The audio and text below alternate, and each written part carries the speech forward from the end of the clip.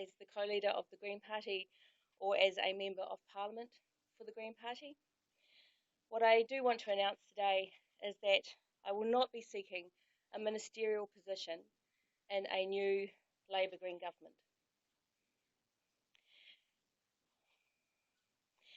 That's because I have been building a movement for compassionate welfare and for ending poverty in New Zealand. And I've been doing that work now for more than 20 years and 15 years as a Member of Parliament with the Greens. That work is more important than any one person.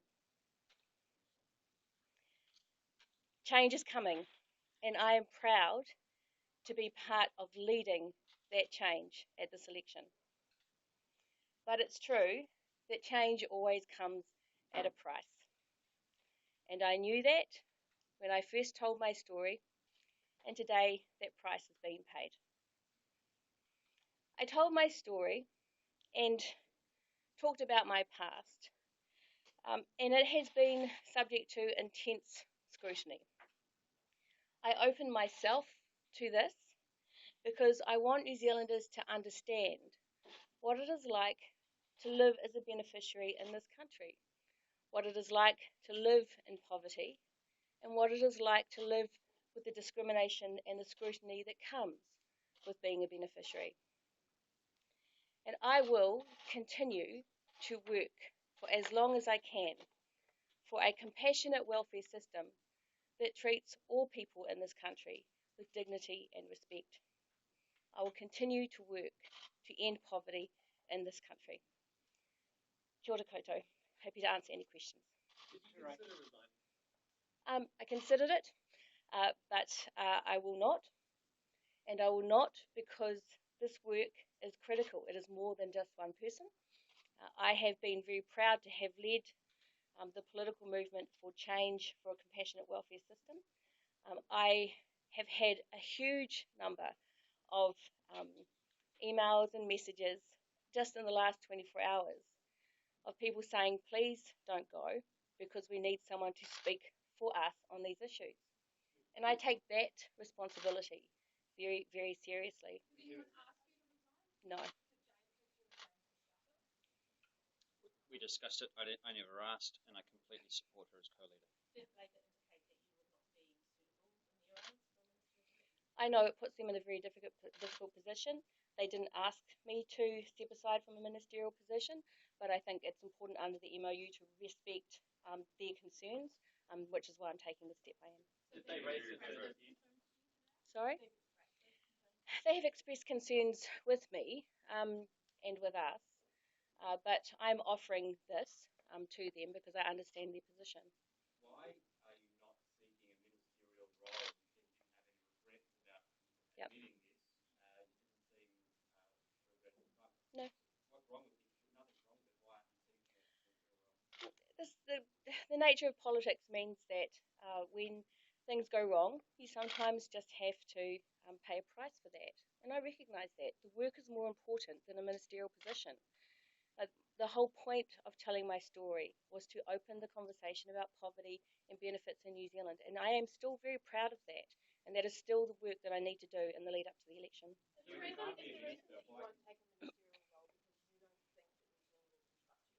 No, I just think that I need to take responsibility for my past, and I accept that some people will want me to do that. And like I say, this is not my story is about me, but the issue is not about me.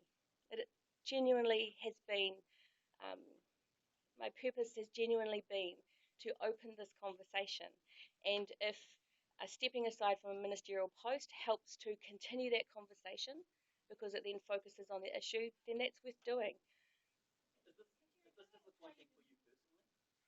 Oh, I would very much have liked to have been a minister in the new government. What I want most, more than anything, is to fix the welfare system and make sure that people are treated with dignity and respect and that we end poverty. That has been my number one goal for all of my time in Parliament. And I'm really very focused on that. My personal position is irrelevant compared to that work. Sorry, Andrea. Andrea?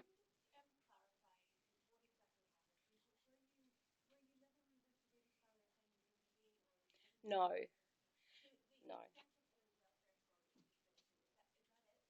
That is it. So, and this is when we were considering whether I should tell my story. In a situation like this, with this kind of scrutiny, of course, you have to tell the whole story. Um, so, what I did was I did not declare all of my flatmates, and I'm working with WINS on providing the information to them about that. My baby's father was a flatmate prior to us becoming pregnant, me becoming pregnant, um, but I didn't live with him after that. Did you disclose that information that came out last night? Oh, I just didn't know about it. It was a foolish thing to have done at the time, but it wasn't something that, um, yeah. You stood in that election though, you have to remember. No, it was 93. I mean, to be serious, I genuinely didn't remember that I was registered in that electorate. And so that's just one of those things that you do sometimes, and it's a mistake you make. You voted for yourself and for your friend. No, I didn't feel the need to vote for myself. I wanted to support my friend.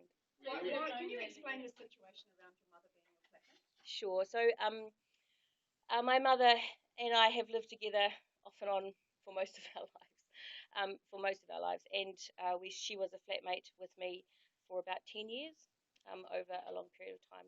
So, and it's been off and on. But she has been financially independent, as have I. It is not a situation where she was financially responsible for me or for my child. Was she your flatmate when you were misleading twins? In one of the homes, yeah. So while one of the houses. Benefits abroad, you were living with your mum. So she was paying rent? Yeah, she was paying rent. Yes, probably if I was the leaseholder, but I don't remember the details about that. She had a room, I had a room, Hugh had a room, so the equivalent of that. Yeah. Expecting any more surprises? Because you said you didn't remember the information that came out last night. Is there any more to disclose that you've known? Because I'm assuming you've been double checking quite rigorously. Well, not as far as I know, and this is I guess the issue is that when you open your life to this kind of scrutiny, all sorts of things will come up that you don't remember. It was a long time ago now, so I don't think so, but um, but I just don't know. I don't know what it really.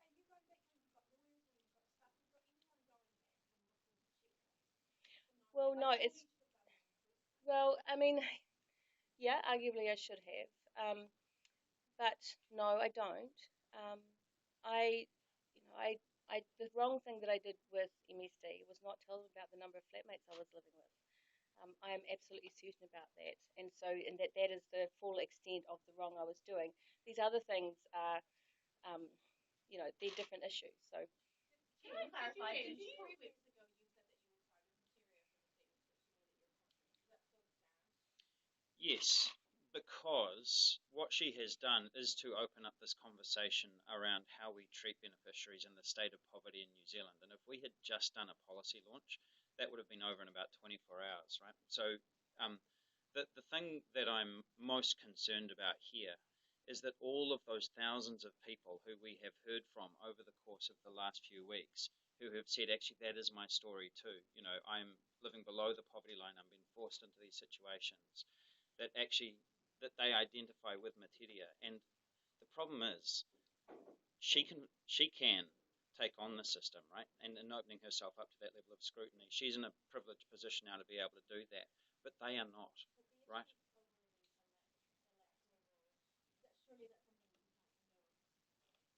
No, and you know, something that happened 20 years ago. I mean, my belief is, frankly, everyone's entitled to a past, and you know, she did that when she was in her early 20s, when she wasn't necessarily thinking she was going to be the co-leader of the Green Party necessarily. Yes, and she's answered that question today. Do you think there are other moves you can make without Look, I can't speak to any other member of Parliament. I mean, we know that there are lots of people who move around all the time. when I go door knocking around Wellington Central, I go to 2 or 3 bedroom flats and there's 16 people registered at that address because they haven't updated, people have moved on and they haven't updated their electoral roll information. I mean, it's just, that kind of stuff happens all the time. It wasn't the case. You deliberately enrolled at that address if you'd like for someone in Mount Albert. Yes, that's right. Why did you do that? Can you explain to me why you Sure, did that? because at the time I didn't really think about the consequences of enrolling in a different address, and because I was campaigning with my friend from the McGillicuddy Series Party, and I wanted to support her and vote for her. I mean, I'm not trying to argue that it was a sensible decision or a sensible reason, but that is the reason. So. Did you know at the time that there was a 3-month jail sentence for enrolling? No, and I don't think any. I don't. Probably if I'd known at the time. I don't think anybody does when they do something like this. It's these are things that you do sometimes, and they were foolish things to do at the time. But you said that was a dorky thing to do. Your quote John Campbell last night. Do you accept it was worse than dorky? well, it was clearly wrong and unlawful, and I accept that. I mean, but what more can I say about that? Yes, I accept that. Sorry, Andrea.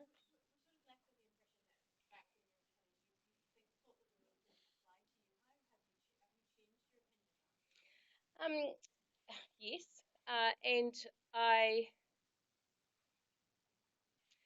at the time that I didn't tell Wins um, about my flatmates, I was making a deliberate decision around keeping my income sufficient for my daughter and I to live and for me to study or not.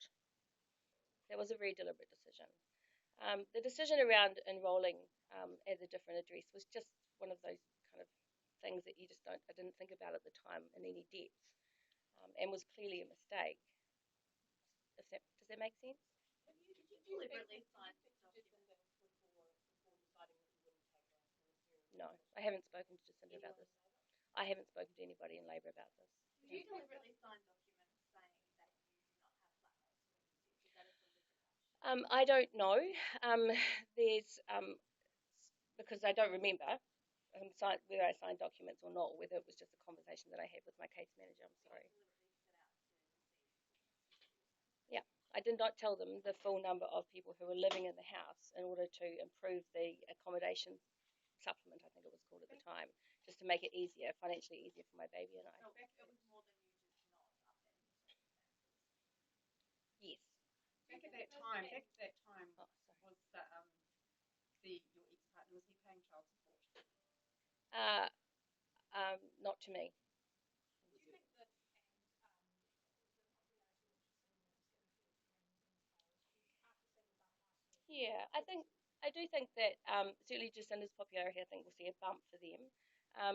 We may see a decrease. Polls are going to bounce around between now and the election, and they will be. I have never asked people to agree with what I did, and I accept that people are concerned today as well, which is why I'm doing my best to front up to the questions about it. Sorry, yeah. What's the state of your relationship with Labor now, as we've seen in the past few weeks? Is it tough?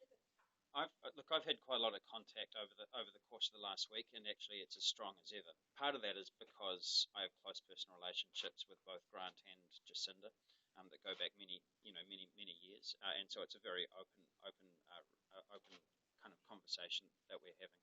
And I don't perceive that there's any more difficulty now than there was a couple of weeks back or anything like that. I mean, this is the thing about the relationship that we have with Labor is actually it's when times get tough. That you're able to have those kinds of conversations rather than just when times are easy. That's actually the point, because we know that when we are in government, there will be times when things are a bit easier and times when things are really difficult. And so what we need is the depth and quality of relationship that we can get through difficult times as well. Yes. Yeah. Yes, we have. Our office has been contacted. I haven't been. It's been good.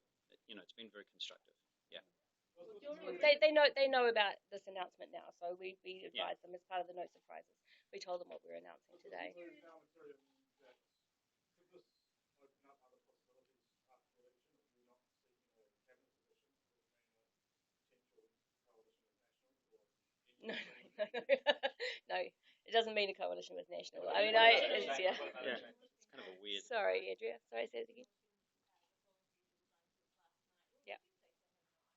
Oh, he's entitled to his opinion, and he's free to express it. I am not resigning as the co-leader or as a member of Parliament. I won't be seeking a ministerial position in a new government, and I will continue to stand up for New Zealanders who are poor and who are treated with discrimination by the welfare system. That's my job, that's why I'm here. So our office has spoken with their office, and so they've been advised of what our statement is today, so that they know. No, not personally. No. Yeah, so because we both needed somewhere to live, and living with each other made sense. There were periods where my mother was sick, but you know, it's just easy to live with people that you know well.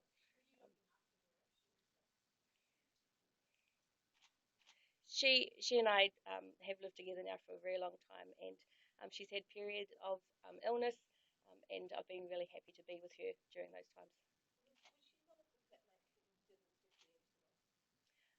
It wasn't so much about the individuals, it's the number of people. Does that make sense? So I've said yes that she was living in one of the flats, that I didn't declare the full number of people who were living there, if that makes sense. Your original admission was intentional and a gamble, but yes. A large part of that gamble relies on people not necessarily questioning your integrity about why you did what you did. Yep. What would you say to anyone who, this further submission might be questioning your integrity? Yeah, people will judge, and they're entitled to do so, and I fully understand that. And I'm certainly not asking anybody to agree with what I've done. But I will always fight for those people who have had the least and who are treated the worst. And opening my story has allowed that conversation to happen. That's why I don't regret it, and I can't regret it. I knew that there would be a big personal cost, but actually my story is the last thing I have, is the last of the tools that I've got for this conversation. We have tried everything for the last 15 years. Bills, research, debates, campaigns, nothing has made an appreciable difference because we haven't had the real conversation that people on benefits are treated with discrimination and disdain. So yes, it's very difficult, it's very personal, it's very exposing. But this is the way beneficiaries live every day, and I'm at least trying to make that understood to the country.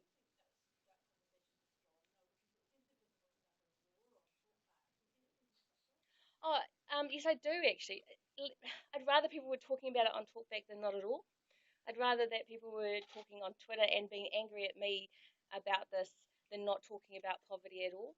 And what it's opened up most is stories by other beneficiaries, past and present, saying what their life is really like. And that has been exposed. We've now had a huge number of, there's been a great deal of writing, there's been radio interviews, been television interviews. People are talking about what it means to be living on a benefit in New Zealand in 2017 and how hard it is. I don't regret that. That is the conversation we need to be having. There is a price for that conversation and for starting it the way I have. And I accept that that price has to be paid. Would you like to be a minister at some point in the future? I would love to be a minister. Absolutely love that job. But this is not about me. Weirdly enough, it's actually about the people who need us to stand up for them. They are not in a position to be able to speak out for themselves. Somebody has to do it, and I am that person. How long is this commitment standing? It'll be up to Labour and the Greens after the election to make those decisions, and I can't presuppose that at this stage, but I am offering that I will not hold a ministerial position after the election if Greens and Labour are in the government together. What's the intent? I was living in Mount Eden at that time. Okay, so how did you go back and check? Because when I asked you, you said you didn't know. I've been going back through. I told you when he asked me, I did tell you that I was living in Mount Eden. If you go back and have a look at the transcript. Was there ever a time when you were receiving the benefit when your daughter wasn't actually living with you? No. Just on the timing of all of this, when did you come come to the decision that you wouldn't seek a ministerial position? I considered that this morning, and I think that that was, I think that that made sense to have that as an option, and I think it's the right thing to be doing today. Andrew Little's admission that he considered standing down was, I guess, his kiss of death, if you like. Yeah. Are you worried that by admitting the same thing that you've signed your own fate? No, I'm not resigning. I'm not resigning. I'm not standing down. I know I have the backing of the party for making this decision. I know it's been a difficult decision for them and for me, but I have a bigger job to do here, and that is to build this movement to end poverty and to fix the welfare system. That is my number one priority. On the electoral fraud. No. No. On the electoral roll issue, what made you think it was okay to run for Parliament in one seat and be enrolled to vote in another seat? That's legal in this. Like, if that is. Yeah, I know it's legal to run in one seat and, Yeah. and be in the other seat. Yeah. But To run in one and to live in yeah, another, yeah, or to you said that you enroll in somewhere another. when you did your electoral roll, you falsified your electoral roll. Why was that appropriate? I don't think it was particularly appropriate. It was just one of those decisions. The consequences. I don't really think much more than that. I was 53. It's just I wasn't thinking about the future consequences of it. You're not fit to be a minister in a Labor Greens government. What makes you fit to be the co-leader of the Green Party?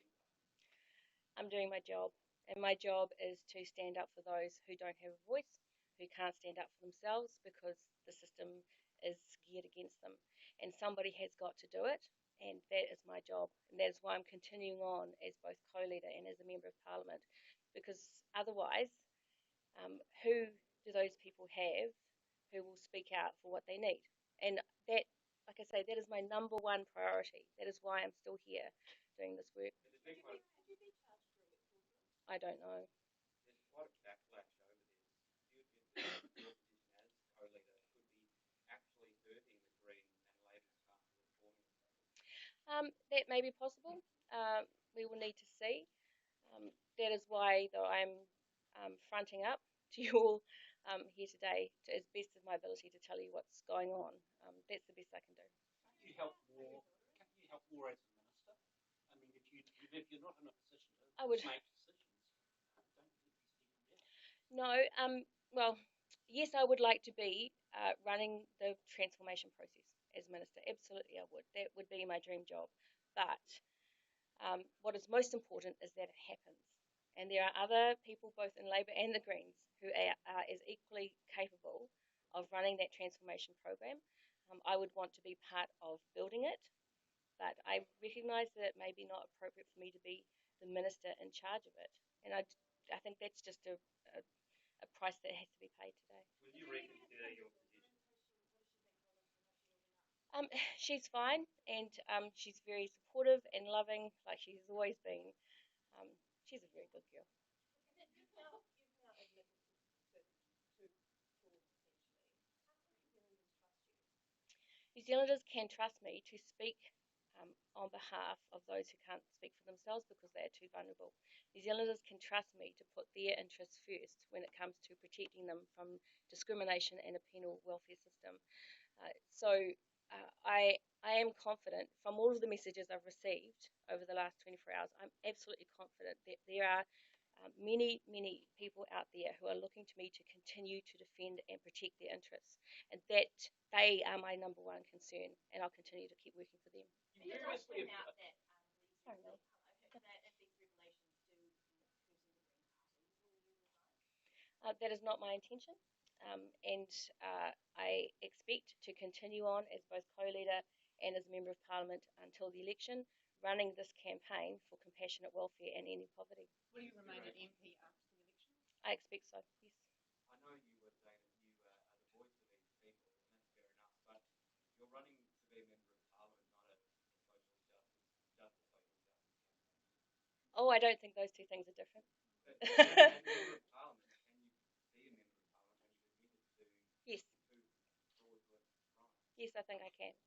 I think the job of a member of Parliament is to represent our constituencies and stand up for New Zealanders who need us.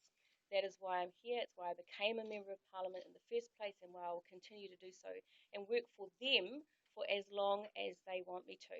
And as of today, New Zealanders are still saying to me, please stay, please continue this work, because somebody has got to speak for us. We can't speak for ourselves on this. When you met with MSD yesterday, did they make it clear the sort of the extent, your charge, does that take you beyond, or Yeah. Not anything, does that take you beyond the 2-year sentence? We didn't talk at MSD yesterday about the steps beyond assessing the overpayment. They said that they would have to do that first and then consider the evidence that they will have. They are sending me a list of all of the issues and questions that they need me to answer. And once I've answered all of those, we'll meet again to discuss it. But we didn't go that far into what charges look like. You previously ruled out apologising. You still have that chance? Well, I can't apologise for the decision that I made for my baby and I. We had bad choices, and I had to make one of a number of bad choices.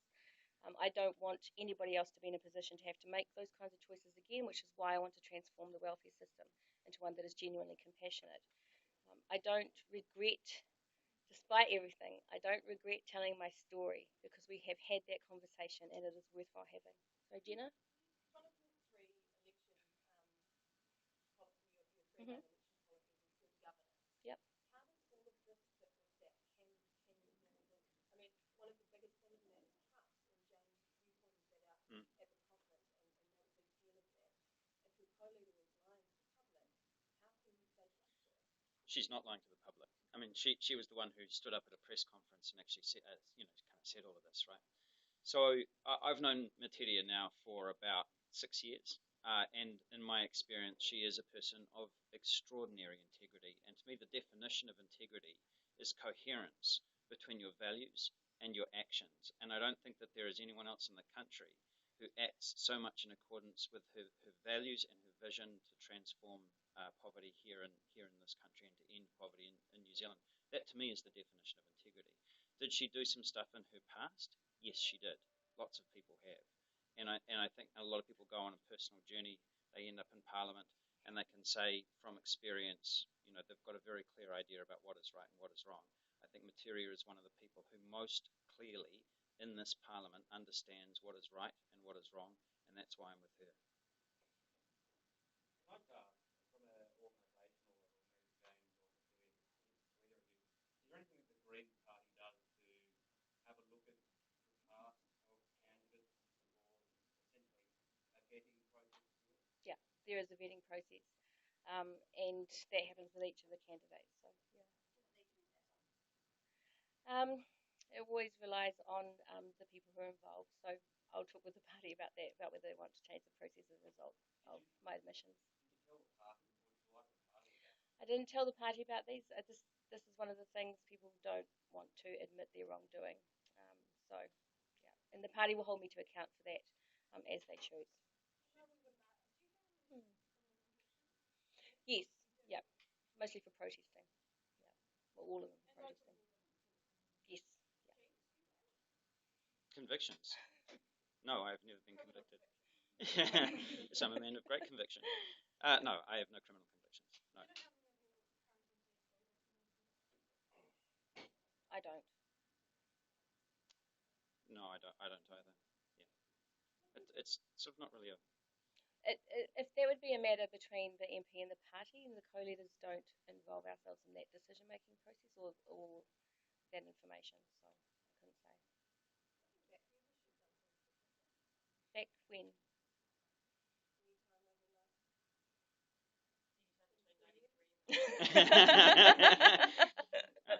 Probably think of a few things I would have done.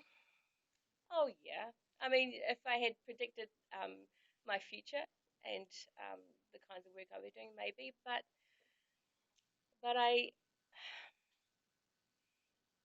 my experience during that time and my involvement with advocacy with unemployed rights and my involvement with all of those political organisations and my time on the benefit and my law degree and taking care of my baby, they are all things that led me here.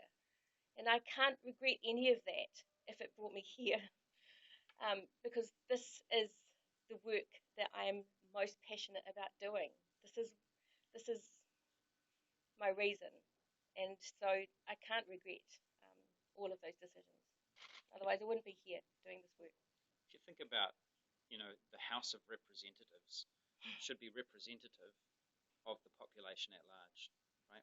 And so what Metiria has done, the response that we've been getting and that she's been getting from the work over the course of the last few weeks, is that there are tens of thousands of people out there who feel that they have not, until this point, had a representative in the House of Representatives. And so that is why it is so important for her to continue to lead this work.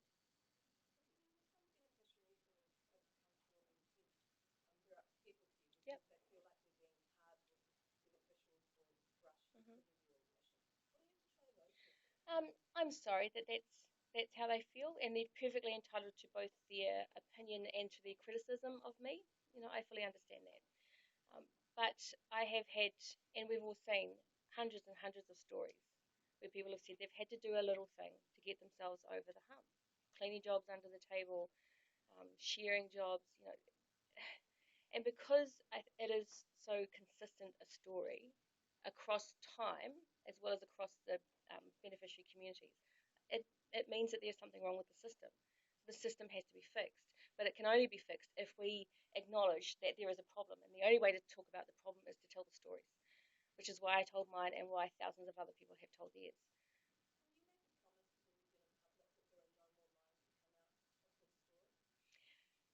I have nothing more. I have nothing more. So I've told my story as best I can. This is it. Last couple of questions, guys. Anything else? Are you concerned that people will look at you and think you got away with this for 20 plus years and think, well, I'm just going to start mine now as well? No, I don't think that that's what people will think at all. What people are saying to me is, this that was me 20 years ago. That was my mum 20 years ago, and nobody has been prepared to speak out about the reality of it. And thank you for doing so. So I think that's people just want an advocate for change, and that's what they're asking me to be.